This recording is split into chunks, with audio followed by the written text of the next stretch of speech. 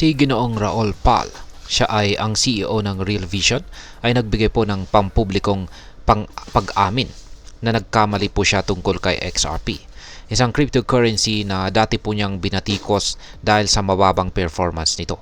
Sa kabila po ng kanyang negatibong pananaw nitong nakalipas po na buwan ng August, kung kailan sinabi niyang patay na si XRP, habang ito ay nasa presyong 0.50 or 50 cents lamang, nagulat siya sa biglang paglago nito, kung saan ay umabot po ito sa mahigit $2.50 sa loob lamang ng ilang buwan.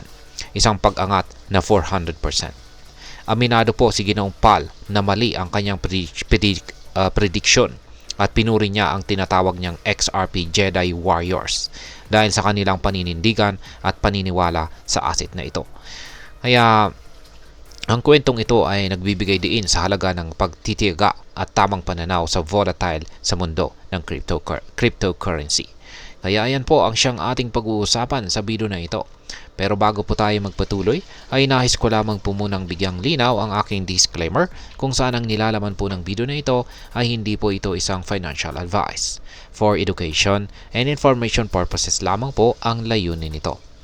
Kaya ayan po si Ginoong Raul Pal. Ngayon ay bakit po niya tinawag na patay na itong si XRP nitong nakalipas na buwan. Nitong August, isa si Ginoong Raul Pal sa mga kritiko ni XRP.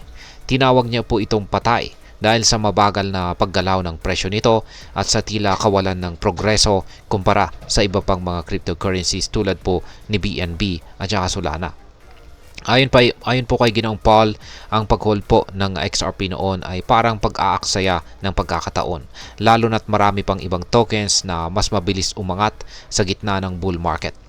Isa rin sa mga puntong binanggit ni Ginoong Paul ay ang sinasabing cult-like mentality ng mga XRP holders, kung saan ay nananatili silang matatag kahit na tila walang nangyayaring maganda sa kanilang investment. Sa kanyang pananaw noon ay mas makakabuti para sa mga investors na mag-shift na lang sa ibang mas promising na assets. Ngayon ay ano po ang nagbago sa pananaw ni Ginoong Paul dito kay XRP? Mula po sa kanyang pagiging kritiko ay naging taga-suporta po itong si Ginoong Paul matapos ang biglang pag-angat na XRP sa mahigit $2.50. Ang 400% na paglago nito ay isang malinaw na patunay ng kakayahan ng asset, kakayahan ni XRP na mag-perform ng mahusay kahit pa dumaan ito sa mahabang panahon ng underperformance. Bukod dito ay nakita rin niya ang resilience ng XRP community na nananatiling positibo sa kabila ng mga pagsubok, tulad po ng mga legal na kaso laban kay XRP at ang pagtanggal nito sa maraming mga centralized exchanges noong taong 2021. Sa kanyang pagbabalik tanaw ay kinilala po niya ang XRP Ledger bilang isang makabagong teknolohiya na may advanced na features tulad po ng decentralized exchange or DEX, stablecoins at saka efficient payment solutions. Ngayon ay ano naman po ang naging reaksyon ng community ni XRP? Sa kabila po ng matitinding pahayag ni Ginoong Paul nitong mga nakaraan, ay positibo ang naging tugon ng XRP community sa kanyang pag-amin. Pinuri po nila ang kanyang tapang na aminin ang pagkakamali at ang kanyang pagpapakumbaba sa pagpupuri ng mga pagpuri sa mga XRP holders. Isa po sa mga prominenteng crypto XRP community member ay itong si Ginoong Panos Mekras. Kung saan ay siya po ang nag-imbita kay Ginoong Paul na mas pag-aralan pa ang XRP Ledger.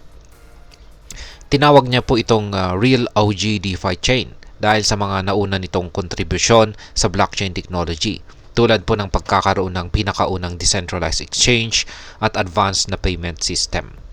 Ayan.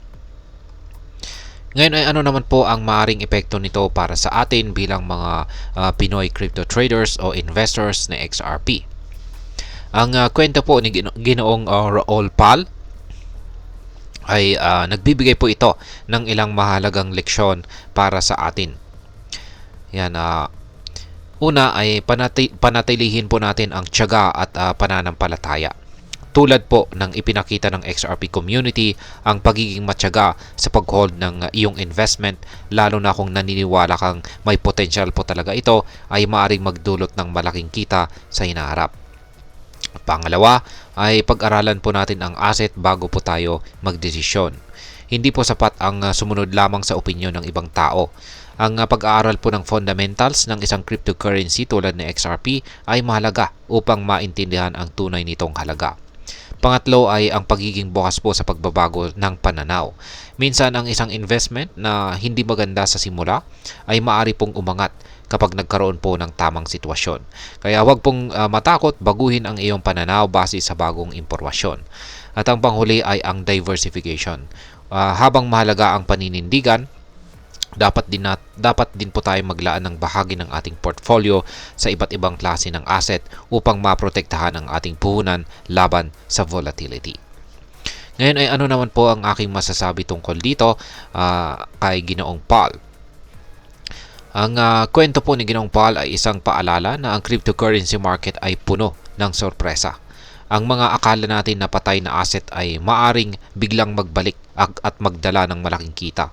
Sa kabila nito, ang pangunahing aral ay ang kahalagahan ng bukas na kaisipan or open-mindedness, sapat na kaalaman at strategic na pagpapasya. Hindi masama ang magkamali, lalo na kung ito ay nagiging daan upang mas lalo kang matuto. Ang pagiging mapanuri at handang tumanggap ng pagkakamali ay isa sa mga susi sa tagumpay sa pag-invest. Hindi lamang po sa crypto, kundi pati na rin sa ibang larangan. Bilang isang Pinoy investor, mahalaga po ang pagkakaroon ng tamang impormasyon at tamang mindset. Huwag pong magpapadala agad sa hype o negatibong opinyon ng iba. Ang pag-intindi sa teknolohiya at long-term na potensyal ng isang cryptocurrency tulad ng XRP ay maaring magbigay po sa iyo ng competitive edge.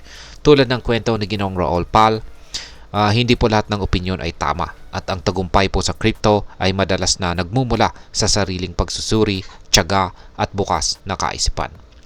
At ayan, hanggang dito na lamang po tayo sa video na ito mga ka-crypto.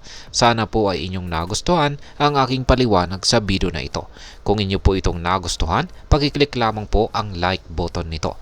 Marami pong salamat sa panonood, ingat po tayo lagi at God bless po sa ating lahat.